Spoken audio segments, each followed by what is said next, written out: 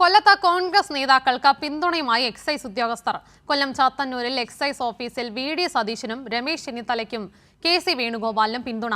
VD. Satheesan അനുകൂല മുദ്രാവാക്യം excise deputy commissioner ഓഫീസിനുള്ളിൽ ഉയർത്തി. യു.ഡി.എഫ് സർക്കാരിന് അഭിവാദ്യം അർപ്പിച്ച് പടക്കം പൊട്ടിച്ച്. ഇപ്പോൾ വിവരങ്ങളുമായി രാജ്കുമാർ കൂടി ചേരുന്നു. രാജ്കുമാർ, നമ്മൾ കഴിഞ്ഞ ദിവസങ്ങളിൽ പാലക്കാട് അടക്കം കണ്ടതാണ്. തെരഞ്ഞെടുപ്പ് ഫലം വന്ന നിമിഷങ്ങൾക്കകം തന്നെ CPIM ഓഫീസിലേക്ക് പ്രവർത്തകരെ ആക്രമിക്കുന്നത് അടക്കമുള്ള കാര്യങ്ങൾ കണ്ടതാണ്. അതുപോലെ തന്നെ സംസ്ഥാനത്തിന്റെ പല ഭാഗങ്ങളിൽ ഉദ്യോഗസ്ഥരടക്കം നിയമം അല്ലെങ്കിൽ മാനദണ്ഡങ്ങൾ ലംഘിക്കുന്ന ഒരു രീതിയിലേക്ക് എത്തുന്ന ഒരു സാഹചര്യം കണ്ടിരുന്നു. ഇപ്പോഴിതാ എക്സൈസ് ഉദ്യോഗസ്ഥരാണ് ഇത്തരത്തിൽ ഒരു മാനദണ്ഡ ലംഘനം നടത്തിയിരിക്കുന്നത്. എന്തൊക്കെയാണ് വിവരങ്ങൾ?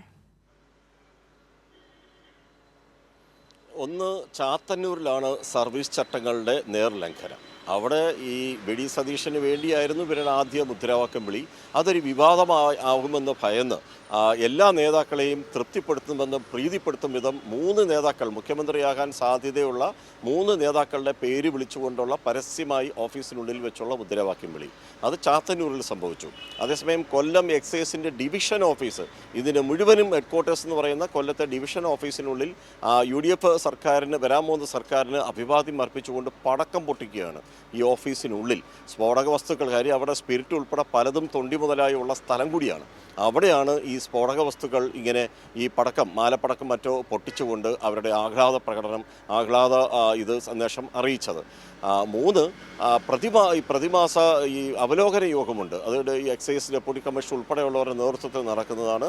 CIമാർ ഉൾപ്പെടെ പങ്കെടുക്കുന്നതാണ്. അതിനുള്ളിലേക്ക് ഈ കോൺഗ്രസ് അനുകൂല എക്സൈസിൻ്റെ സംഘം അകത്തേക്ക് കയറി ചെല്ലുകയും ആ യോഗത്തെ അഭിസംബോധന ചെയ്തുകൊണ്ട് ഞങ്ങളുടെ സർക്കാർ വരാൻ പോവുകയാണ്, നിങ്ങളുടെ പൂർണ്ണ പിന്തുണ വേണം എന്നെല്ലാം പറഞ്ഞുകൊണ്ടുള്ള രാഷ്ട്രീയ പ്രസംഗം കോൺഗ്രസ് അനുകൂലികളായ എക്സൈസ് ഉദ്യോഗസ്ഥർ അവിടെയും നടത്തി.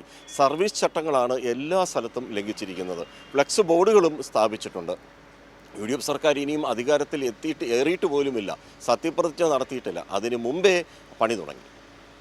ഉമ, ശരി, രാജ്കുമാറാണ് വിവരങ്ങളുമായി ചേർന്നത്.